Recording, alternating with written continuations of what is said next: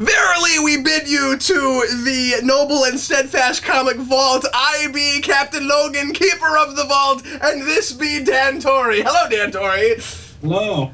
Finally, we are back doing some Simonson Thor. It's been months and months and months since we last tackled this, and today we are going to be doing 10 issues. We're going to be talking about... Hold on, let me get the tome open. Okay, we're going to be doing 349 to 359. And, Dan, start us off. Where does all this, where do we leave off last time, and where does all the craziness ensue of the most epic stuff that we've gotten so far in this arc, I think, building from all the doom stuff we had from the beginning. Set us up, Dan. Yes, when last we left the conflict going on was Malekith was trying to bring Surtur back using the Casket of Ancient Winters and stuff, and he succeeds in doing that. Thor brings Malekith back to Asgard at the beginning of this, and Odin's sort of preparing for this big, force of nature that Surtur is to come, and he wants to sort of bring about Ragnarok, which is the end times in Norse mythology. And he wants to do that. He has a more interesting motivation for doing than Malekith does in the Thor movie, where it's just kind of like, I like darkness. Here it's sort of like, he wants the universe to be ruled by nature, which is what he's a part of, the fire and ice duality kind of thing. And that's when he sort of reigned supreme and was one of the most powerful beings. He has a grudge against Odin for locking his power away and defeating him when he was a younger kid. And his brothers. So that conflict happens, and after that, some more shenanigans ensue. Where should I just summarize the whole thing? No, that's totally cool. We can, let's start at Surtur and then we'll roll through, okay. Because Simonson gets a lot done in one issue, right? Yes, he does. That's the thing about this guy is you read an issue of Simonson and it's like reading 4 issues of like a current miniseries of like most of what you get from Marvel DC. I can't read a single issue of this in less than 15-20 minutes. Which is good. This is the kind of time back in the 80s when comic books, you spent like maybe not even a dollar something on them, and you'd be able to get a full story, you felt like, out of it. It was definitely continuing narrative, but I felt like when I was reading the issues, I would have been thoroughly satisfied just reading one of those and maybe not picking up any of the other ones, That's a really good point. It's kind of like an episode of television, right? Of like a story that is ongoing. You have these broader tales that are going on in the background, but then and are being furthered through this. But then like each one kind of has its own mini story. Not that everything is about like a character with a beginning and a middle and an end. Not like not everything has a story that's a beginning, a middle, and an end, or a character that gets a complete arc.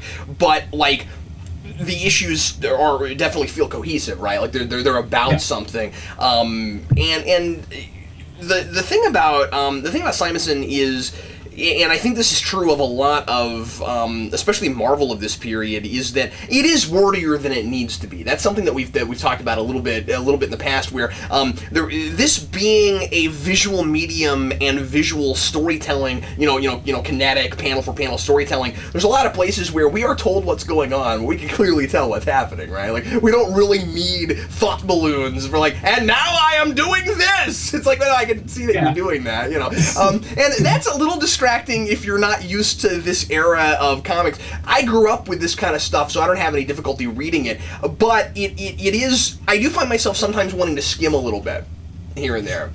Yeah, and it's not as wordy and inaccessible as, like, if you go back to Stan Lee's writings in the 60s. It's sort of a nice medium between those two things, I think.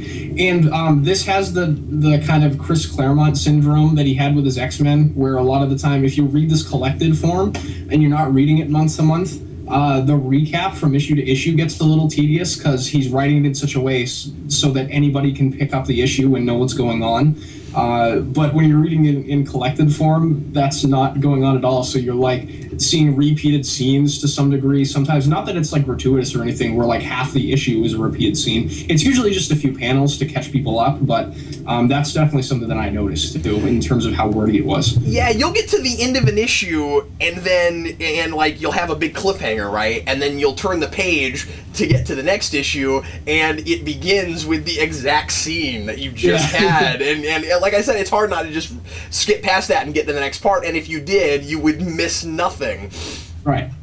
But other than those sort of minor critiques, I don't really have anything bad to say about this. Oh, no, I loved that he... I don't either. I'm just setting this up for folks that haven't read this stuff. It's been a while since we've talked about it, so that's why I wanted to mention some of that. But I mean, like that's what reading this is like. But boy, he gets a lot done, right? I mean, like we're going to talk about these 10 issues, and that's why Dan had to stop, because he was like, well, I could summarize all day. Like there's so much to discuss.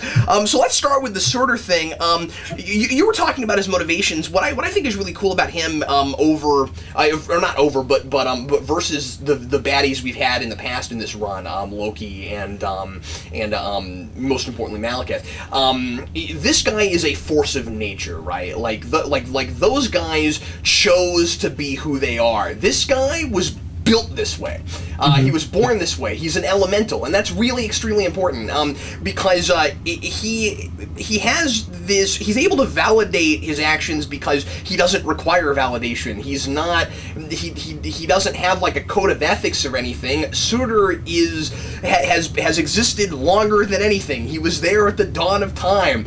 He knew from the beginning that like I was built for this. One day I will destroy everything. That's why I exist. So when you were talking about his motivations, I kind of feel like his motivations are simply, I'm like a tornado or a windstorm or something. Like, this is what I'm for. I destroy things, and that's it. That's why I exist.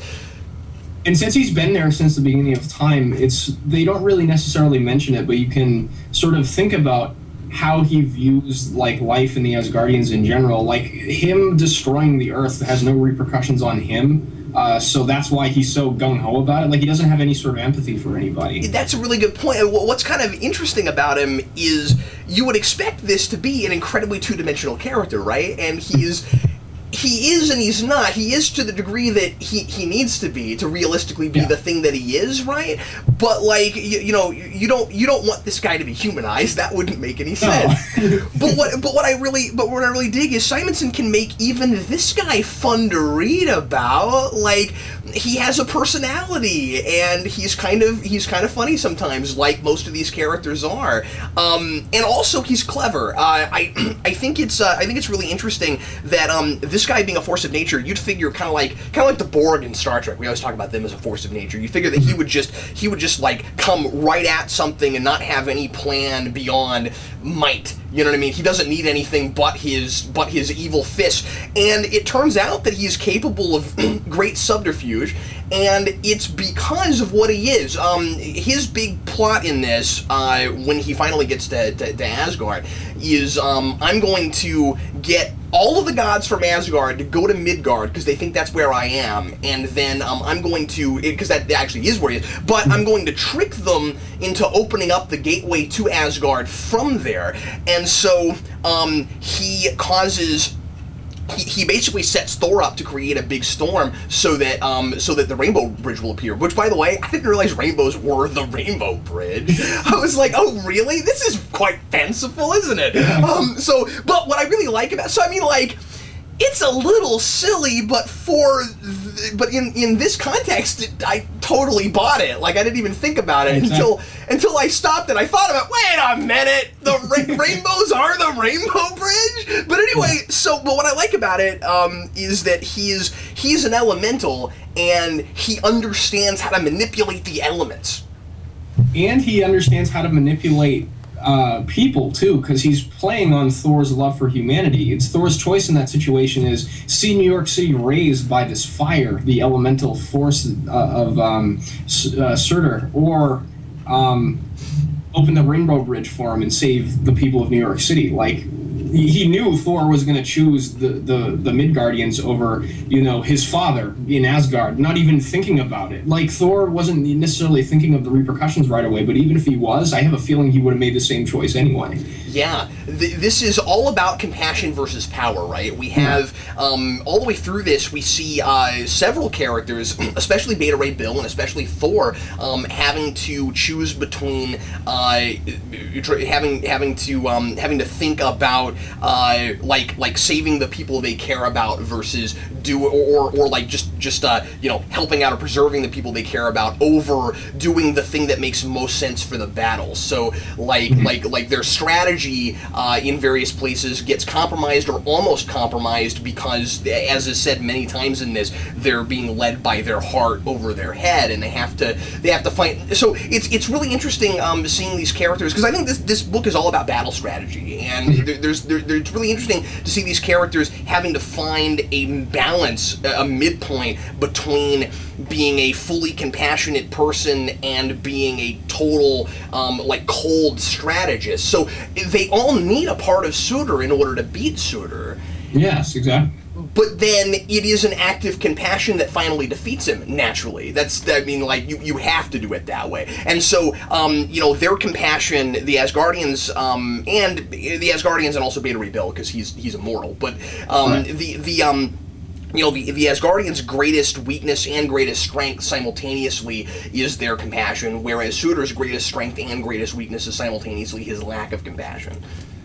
Yeah, exactly. And I love that Simonson was able to put everyone in a position where you could feel that for them, because I thought, I've read this before, obviously, but rereading it, I haven't read it in a while. I was thinking, Beta Ray Bill's really the rock for everybody. He's sort of keeping everyone held back, saying, like, look, we can't put our hearts into this. And even he's put in a compromised position when Sif has to go and potentially almost sacrifice herself for the great of everybody else. And he gets sort of conflicted about that. Yeah, I was very impressed with just how emotionally resonant all of this was. And the battle, art-wise, like that whole sequence, so fantastic looking. And I didn't realize how much of an influence this had on the Avengers movie. Like, the fact that they have to go up to the top of the Empire State Building to close a portal in the sky with a machine, like they had to destroy a machine on top that's creating a portal for the aliens to come in. Like, that's what it is. They took it straight from this. I didn't even realize that right away.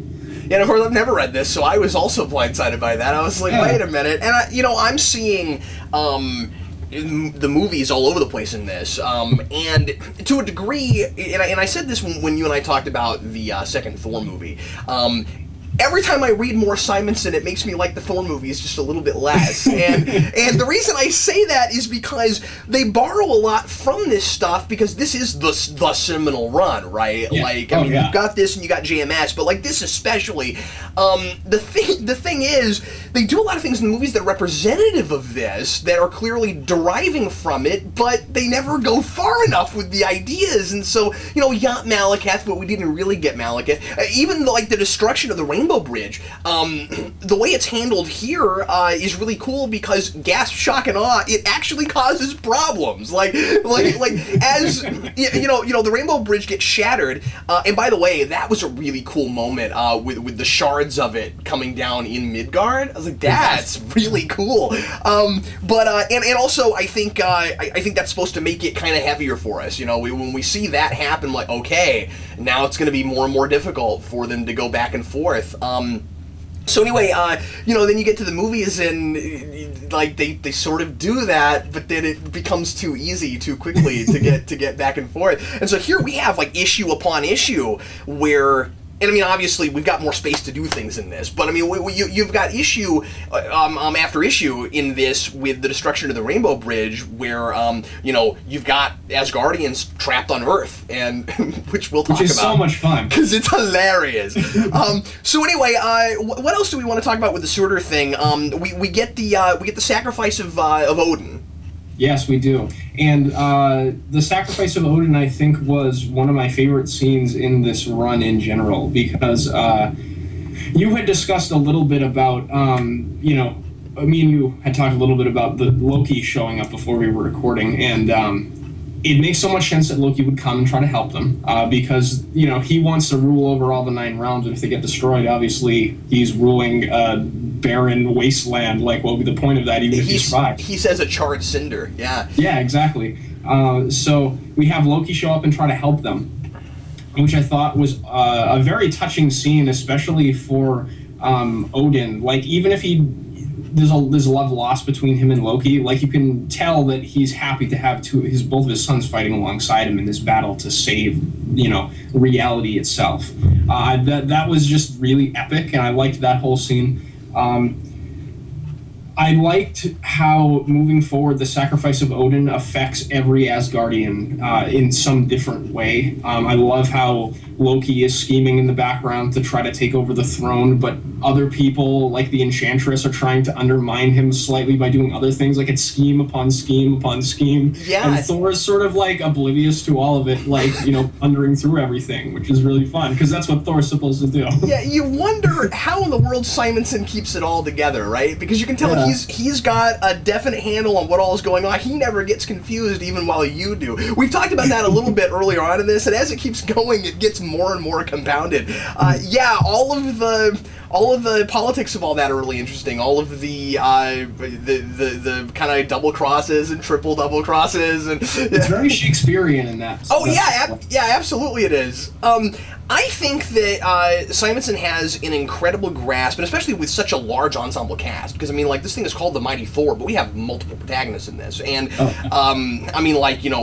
have a lot of people that have arcs. We care about Beta Ray Bill, and we care about Sif, and we care about Balder, and so, even some of the villains get arcs, and you care about them, Loki, and, I really think that Simonson has an amazing grasp of character motivation. He always knows why his characters are doing what they're doing, which is one of the basic tenets of fiction writing. It's really important. But so I shouldn't praise it too hard. Everybody writing something should be able to do this. But he's able to keep me invested in people and knowing why they're doing things at any given moment. And what's great is I trust him so much because of what I've read from him so far, that whenever I don't know why someone is doing something, I know that's going to pay off. I know there's a reason for that. Yeah, exactly. And if they he can show keep up me in guessing. some sort of mysterious circumstance, you know that there's going to be an explanation later on. I should not have been so blindsided by Loki showing up, but I was. I didn't expect it, and you turn a page and Loki shows up, and you're like, well, of course he did that, because where has he been this whole time? Because the thing you got to keep in mind, if you haven't read this, is that we have, in fighting this war against Surtur, again, this guy that wants to bring Ragnarok, everybody that used to be enemies of Asgard is coming together and helping out, because we've got the Enchantress and I forget who else, but there's other people. Executioner, Tyr was there. Yeah, Executioner's Balder recruited the Norns and the Norn Queen Carmilla through a alliance of love, which was very Shakespearean too in its own way. I really liked that. It was nice to see Balder finally step up like that. And there's more awesome stuff to be coming with him further that we'll talk about as we get into it more into the run. But Balder is one of my favorite characters of this whole thing. I like everything that's done with him in this too. I like that his arc before, as we had spoken about, he sort of was a pacifist before, down on himself, sort of depressed, and now he's coming into his own, becoming Balder the Brave again in this battle. He's sort of the only one that doesn't lose a ton from this. He's the one that actually progresses forward positively, interestingly. Which is the way it needed to go, because otherwise it would be hard, because, I like the guy, and it would be hard to read this and not be like, hey, Simonson, quit throwing that guy under the bus all the time, because he lost everything he cared about in the previous arc, or the previous section that we read, rather. He lost his pacifism. How interesting is it, by the way, that Loki is directly responsible for this guy coming back into his own and becoming Balder the Brave again? If it hadn't been for Loki, and that's the thing, is that Loki is constantly planning and scheming, but he keeps doing things that, he doesn't look far enough ahead. He keeps doing things that end up causing, ultimately, way down the road, the opposite of what he wants. And we also see that, I'm getting ahead of myself, we'll talk about this, but we see that somewhat encapsulated going the other way with Lorelei, because we'll talk about all that. But she does the same thing he does. It's kind of funny. But anyway, and I love the the character parallel that you just made me kind of think about it. Yeah. Between Thor and Loki, where the reason that Loki sort of fails and the reason Thor fails are for the same character trait that they both have, but they exhibit it differently. They're both extremely arrogant and headstrong, but Thor is headstrong and arrogant about his physical strength. He thinks he can hit his hammer through anything and win. Loki's the guy that thinks he can think his way through anything. But the reason that they both aren't able to win in the end wholly is because they're just they think too highly of themselves, because they're Asgardian royalty, which makes sense. There's all this talk at the beginning of this particular section of where where's Loki? It's too bad he's not here helping us out. And then finally, again, he pops in the 11th hour and helps solve everything. And then what I really like is that after that, he uses that as cannon fodder to say, "See, look how great I am. I should rule." That is precisely what you would want him to do. And it's predictable, but in the right kind of way. And excuse me. There is a single panel in this that I think encapsulates again the three biggest characters in Thor and their motivations to like perfection. Really simple. You look at this panel and it tells you everything you need to know about these guys, and it's the sort of thing that you can only get away with in comic books. There's this panel just before the big defeat of Surtur where you have Odin kind of like rallying his boys, and it's this one panel where they're kind of jumping ahead, and Odin says, "For Asgard," and Thor says, "For Midgard," and Loki says, "For myself." Loki's response was hilarious. I laughed pretty hard at that. And it's funny, but it's also like deliciously simple and profound. Yeah, exactly. I really like that. I even used that panel when I reviewed the Thor movie for Rewind, and I did not realize it came from this run. I guess I should have known that looking at the art, but it didn't occur to me. So when I got to it here, I went, "Oh, cool! That's where that's from." It makes sense, though, because, like you said, they pull from this so much in terms of the movies that you would have found that if you Google search like Thor, Loki, and Odin in relation to the movies. Yeah, and this book is, or at least this section of the book, is all about people being pulled together for a common cause, but because they have different reasons for doing things, so that when that threat goes away, they're all back fending for themselves again, and you end up with different sorts of conflicts after that. So, Loki tries to manipulate the situation to be like, "See, I've proven, myself to you," but Loki hasn't proven anything because obviously he had to do that if he was ever going to get what he wants later on. So, this is all about if there is a message there, it's always be wary of why people are doing things, not just what they're doing. Yeah, exactly. And I think one of the big cruxes moving from this conflict sort of outwards for Thor is how naive he is, even though he's lived so long and fought all these battles and stuff. Specifically how he deals with Odin's pseudo-death kind of thing in this, I think, is one of the more interesting things of this section that I want to. I think one of the more thoughtful ideas to consider in this is what life would be like as an immortal versus a mortal. Obviously, mortality is a big theme in this, naturally, because you have Thor being someone who kind of lives between both worlds.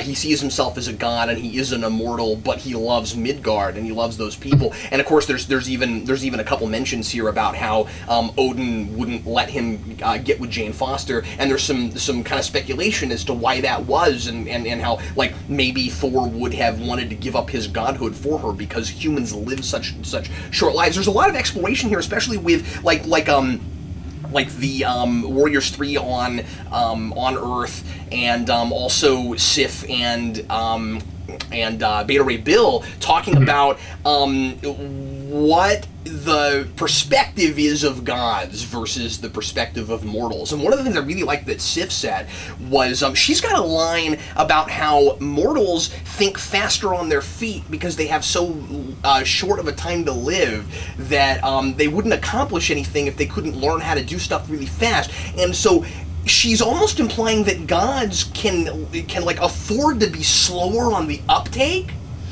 Yeah, and that's one of the things that which is what Thor is all about, right? Like with what you were talking about earlier, Thor can almost be that naive because he's a god. He lives forever. It takes him longer to learn stuff.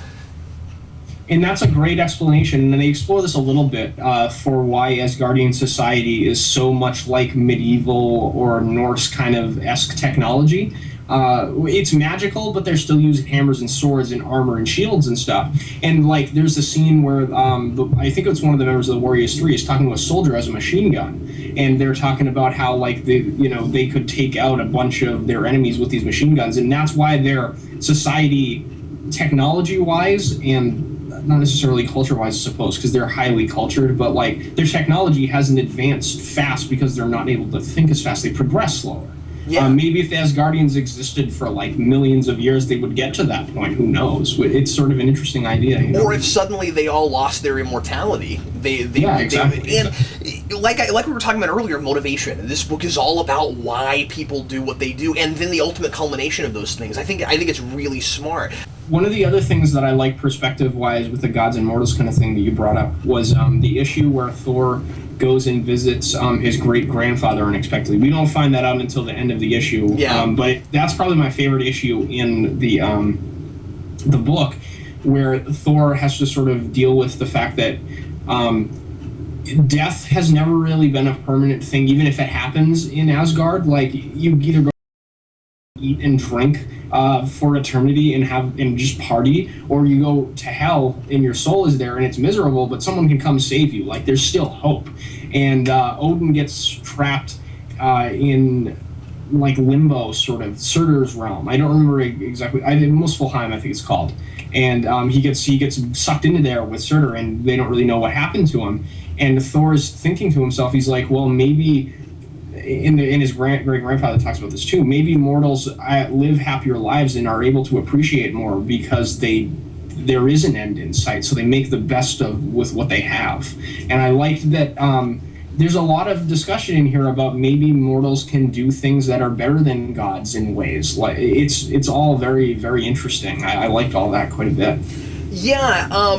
I thought that section was really hilarious. And I mean, like, yeah, it was thought-provoking, but what was really funny to me was the whole thing that the great grandfather had about like wrestling before you eat dinner.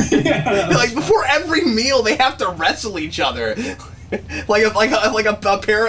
Apparently this is some like ritual that goes back that like you have to wrestle before you eat. I thought that was hilarious. And then Thor's just like, that issue, by the way, too. I'm sorry, what's that?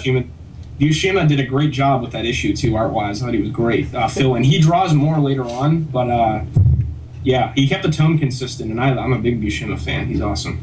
And then Thor's just like, okay. Yeah. Yeah, I wasn't really sure why he kept his identity secret. Like, I mean, maybe it was just that he didn't want anybody to go out there and find him. Like, if Thor knew that he was his great-grandfather, maybe he would go back, and eventually when Asgard gets put back together, he'd be like, hey, Odin, did you know this? We don't even know if Odin knows he's out there. He probably does. But but I don't know. But also, you know, for about half that issue or so, Thor keeps insisting that he must be Odin in disguise, and which makes perfect sense because A, he kind of looks like him, and B, he's got some of the same traits, although he's a lot more jovial, he's a lot more laid back, and that's because he doesn't want to be a god anymore. I really kind of liked that. He's a retired god. I thought that was very interesting, and because again, you think about immortality. Like, would the time come where you would be sick of like doing the same thing forever? Like you know, I have this role because again, with Surtur, we've been talking a lot about, like, the reason you're put here versus what you want to do. So, like, if you had to do that forever, like, wouldn't you get really sick of it, really bored of it? And at some point, like, life might just get too heavy, where you're just like, I'm kind of sick of the drama. Like, we have people in real life in our 80 to 100 year lifespans that we have that have that and go off and become hermits, and we don't live that long, so like it makes perfect sense that an immortal would do that.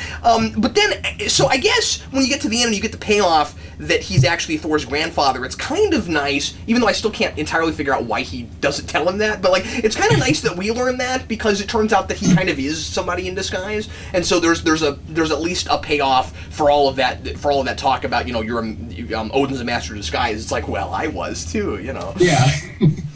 I loved his excuse too when Thor calls him out. Like, one of the times he's like, "You must be Odin." He's like, "I have 2 eyes." That made me laugh quite a bit. And that's the great thing with Simonson. Like, it's very much, we keep referencing how similar and how much the movies take from this, but I think the tone of this is spot on what the movies want to be and succeed at being a lot of the time. Yeah. Where it's dealing with really heavy stuff, but at the same time you have lines of dialogue that are just hilarious, characters that look really goofy, that make you laugh, you have fun, they can be jovial and be dealing with heavy issues at the same time. Yeah, and he walks that line perfectly. Yeah, he strikes a perfect balance tonally, where he's able to, and we've talked about this with the earlier stuff, where he's able to do all the stuff that, like, will make your jaw drop to the floor, and then on the very next page you'll just, like, crack up uncontrollably about something, but, like, it never feels like it's an inconsistent tone. How about the Warriors 3 on Earth going to Macy's? That's hilarious. So funny. Volstagg is just the best thing ever on Earth, because he goes to Macy's and he finds, like, pots and pans, and he's like, "It claims that food will not stick to these pans. I should buy these for my wife." And he's, like, all excited. And then they go to a bar and he has, like, a drinking contest with these people, and he outdrinks literally every person in the bar. It's just great. And Hogan the Grim scares these little kids, which was kind of funny too. Yeah, that was pretty funny. He came out of nowhere. Yeah. And then like, Volstagg is wearing an "I Love New York City" t-shirt the whole time, like, over his regular clothes. Like, I think part of the reason that Simonson can get away with those sorts of hilarious moments is because he's able to suspend our disbelief by making us think that those are the things that would most likely happen. Like, it doesn't come out of nowhere. It's not like, okay, now we're going to have a funny scene, and now we're going to have a serious scene. It feels very character-driven. So when you go back, and we have a lot of subplots, so it's like, when you get back to a subplot, he's got his characters doing whatever would make the most sense for them to do at the time. Sometimes that's to be absolutely hilarious. Like, I think some of the levity kind of inherently comes out of the situation, and, he creates characters that already have a sense of humor, because most people that you would want to read about have at least somewhat of a sense of humor, be it a really outgoing sense of humor or a really dry sense of humor. We have all everything in between in this, and so like I said, I don't think he's just being like, okay, I need a funny scene here to like give us some levity after a really heavy hard thing. Like, it's just whatever makes the most sense to happen next is what happens next. Yeah, exactly. And the situations that he puts all the characters in, even if they are for a gag in what it seems like that, I think a lot of the time he'll do interesting character things with it too. Like, you were talking about what he does with Sif and Beta Ray Bill in here. Like, there's some hilarious scenes when they're fighting, like, Titanium Man thugs, and they're all, like, goofy and stuff like that. But then it leads to these scenes where Sif is sort of sympathizing with Thor's view of Midgard, and she's like, wow, I mean, I'm coming to really love these people. I love you. You're immortal. I can see why Thor has so much love for this place, and I never really understood why. And in a roundabout way, Thor and Sif have always been kind of a thing romantically. You can see them coming closer together, like, sympathetic-wise and personality-wise, where, like, once Beta Ray Bill and Thor's love interest go away, you can see them getting together eventually, because they're becoming so similar. They're having so much in common in the way they view the world and stuff like that, which is very nuanced and interesting, I think. Simonson does a really great job of giving them enough time together and really letting that relationship blossom. I mean, her and Beta Ray Bill, and then ripping them apart and making me really wish they were staying together. I really like those two, and I really like their dynamic together. You were talking about making character moments out of jokes. I never in a million years would have thought that I would see a profound character moment out of somebody putting on one of those silly pairs of glasses with a mustache and the nose. Like, that's hilarious, because, like, so Beta Ray Bill comes up with this disguise that isn't much of a disguise. Like, I think most people would look at that and be as put off as they would by the horse face. And he looks like a generic alien or something. And so then a Simpsons character with a disguise on. And so then she finds him a pair of one of those gag glasses with the nose and the mustache, and he starts wearing that, and but then they use it to discuss like mortality, and they use it to discuss how Beta Ray Bill like hasn't felt like a person in a long time, and like things like that, and like I was just like, how does he manage to make me care more about these people by doing stupid things with them? I love that, or silly things anyway. I love that. I thought that was hilarious. I think it's also really cool that Sif is kind of, I don't know that she ever fully falls for Beta Ray Bill. I'm not sure. Like, yeah. I think Simonson does a really good job of making that a very complicated relationship. It feels real, and so like you could see them getting together, and you can see that they have a lot of affection for each other. But at the same time, Sif is very much torn, between the two, between him and Thor. It's like, this guy can do a love triangle, and I don't like those. But like, usually has two of them in here, and they work really well because you care so much about Thor and Sif together with the love triangles they're involved in. It makes those more enjoyable. Like the one between Lorelei, Loki, and Thor that happens in here. If Sif wasn't like hit by Thor when he was under that spell, and it had this big moment where she was sort of like put off by Thor for, slapping her and stuff like that, I don't know if I would have been as invested in it. You know what I mean? Well, so often love triangles are really gimmicky, right? Where we're supposed to enjoy the drama of people screaming at each other, trying to get like what they want really selfishly, and I just never care about that.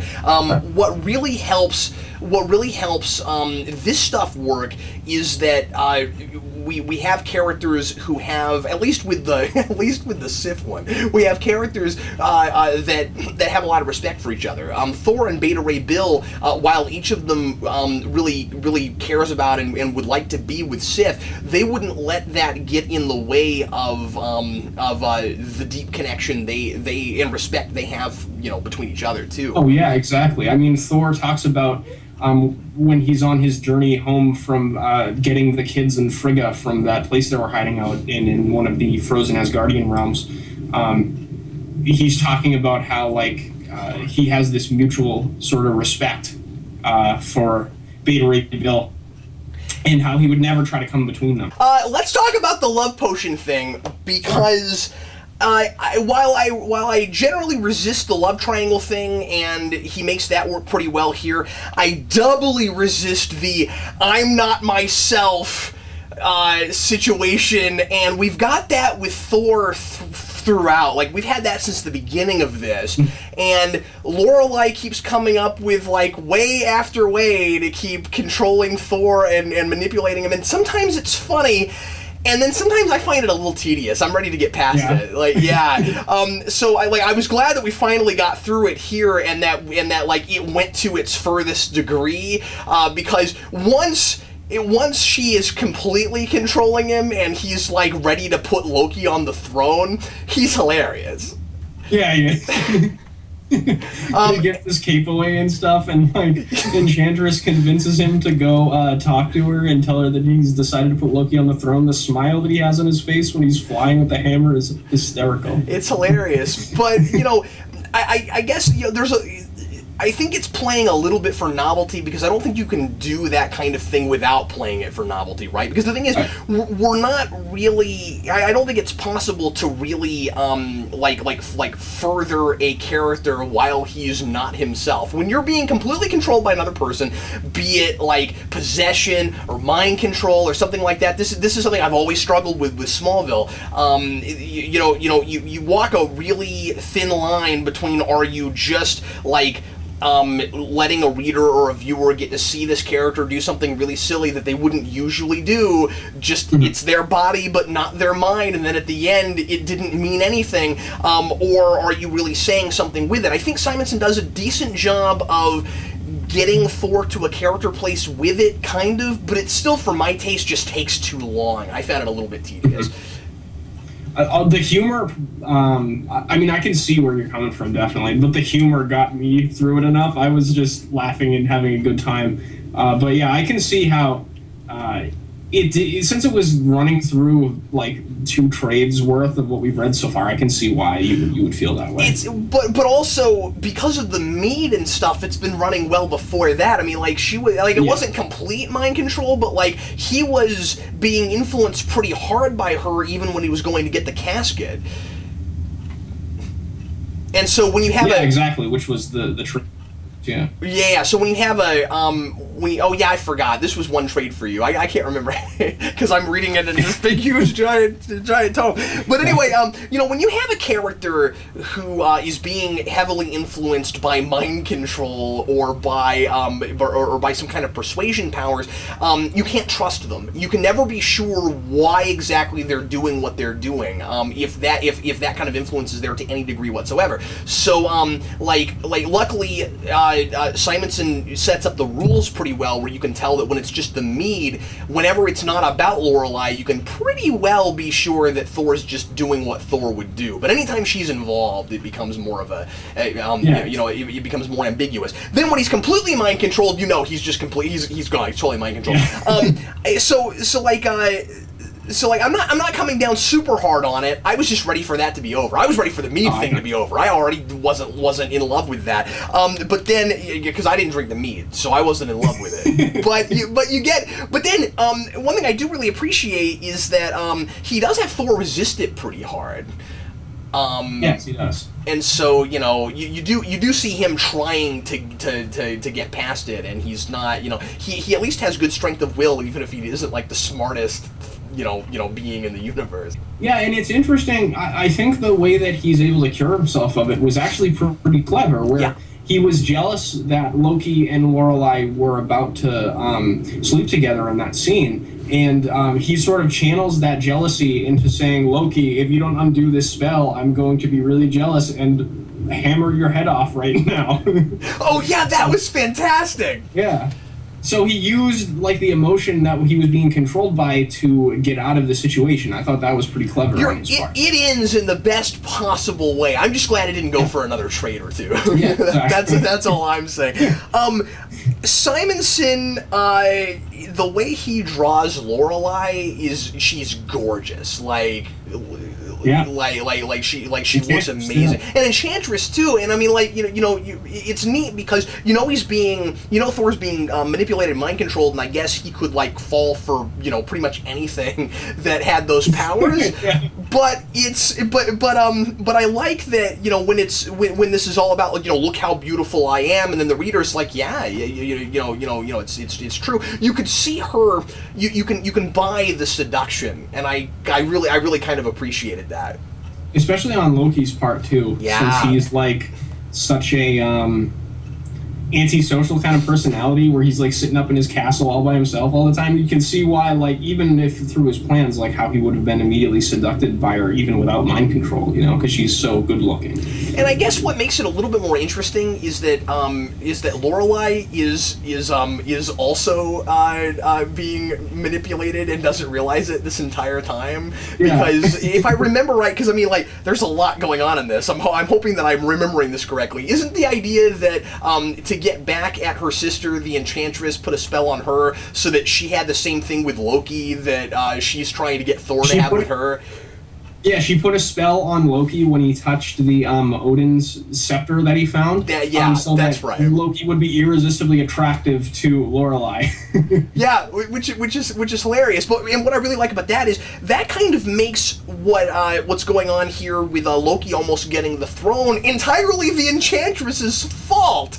Like I didn't realize the Enchantress was going to suddenly be very important in this. She pops back up and like Heimdall and them are all like, okay, we need your help in getting Thor's head back together, and she's got this kind of attitude of, whoops, I kind of caused all this. Yeah. And I really like that, and so that goes back to what I was talking about earlier with Loki, where he will do that sort of thing, where he'll start a plan spiraling that is so obnoxiously complicated and convoluted that it falls apart at the seams by the end, where it's trying. He's doing pretty well. He's almost got what he wants. And then it goes full circle, and the thing that he started with is what ultimately ends up... Well, that's exactly what happens with Enchantress. So these two were made for each other. That's what's so hilarious when Enchantress points that out, too. Yeah. She's like, oh, that, you deserve each other so well. Or maybe it's Thor saying that when he leaves them in bed together. I forget which one says it. Yeah, that's right. Yeah, that was great. But yeah, it's such a pretty book, and it gets more and more fantastic looking as it goes along. Like he keeps trumping himself, I think. I think so too. It's always so fascinating when you see a writer-artist do both aspects of the medium this well. Like Frank Miller on Daredevil is another example, but this is obviously a totally different thing. But having one person be in entire command over the medium that they're working on, it brings out something special, I think. One other thing we should probably mention is that this is the first time so far that we've had a lot of other Marvel Universe stuff pop up. We've got some Fantastic Four in this and some stuff like that. He's got a really good command of the universe as well as just the Thor part of it. I like that not every threat Thor fights is from Asgard. I like that when he's on Earth, things will pop up that he just happens to be the only superhero around to deal with, and stuff like. Or in this case, it's the other warriors on Asgard that got trapped there. But I mean, like, I was really glad that with like the like the Russian guy that has like all of the guys in suits that are military. Yeah, Titanium Man. I like that didn't turn out to be something related to Thor. I like that it was completely disconnected to anything. It was cool that he was the villain of another fellow Avenger too, which was Tony Stark is one of Thor's longtime buddies. Getting to fight one of his villains, I thought that was cool. Well, Thor didn't fight him, but he was in the Thor book, you know what I mean? Because it was Beta Ray Bill instead of fighting him. There is apparently an issue of ROM that Beta Ray Bill is in. Really? Yeah, because it's referenced in this. Like, there's a place where apparently like he ran off for a minute and came back, and he was like, yeah, I was going and helping out in this like galactic space battle thing, and then it's like see ROM number 65 or something, and I was like, oh, Beta Ray Bill was in a ROM issue. Okay. That's hilarious. Simonson wrote that. Probably not. But I don't know. There's an issue. There's an issue of Thor that is skipped in both Dan's trade and this that apparently was a fill-in that had nothing to do with Simonson. So they just leave it out. Yeah, and it didn't feel jarring at all. Like the story just started or it was continuing from the previous issues, and you wouldn't even notice that there was an issue missing unless you looked at the numbering, I think. Yeah, happily there's no reference to whatever it was. Yeah. If you're not looking, because of course mine, what I'm looking at, has the, I don't know if yours does. It has like the covers and then it tells you what the numbers were. Yes. Does yours do that? Okay, cool. So you'd know that you skipped it if you were paying attention, or if you're like us and you're like trying to put together a video and then you're like, we're gonna read these issues, and I'm like, why aren't we reading that issue? What's that about? Yeah, I'm just looking at the covers again now that you mentioned that here, and what I said before about the comics being $1, no, they were only 60 cents. So you were getting like all of this story for 60 cents. Like that's my point is even enhanced. Yeah. They were able to get out that much story for 60 cents back in the day. Yeah, exactly. You know, and like let me reiterate that, like, yeah, it's a little wordier than it needs to be, but even still, so much more story gets told in 22 pages in this than a lot of modern stuff I'm reading. See, what I'd like to do sometime, in addition to after we finish this, is Simonson and his wife had a long run on X Factor when it was the original 5 X-Men as that team. I'd like to go back and read that sometime. I've heard it's really good. Cool. We should totally look at that. Yeah. Well, Dan, was there anything else we didn't talk about that you wanted to jump to?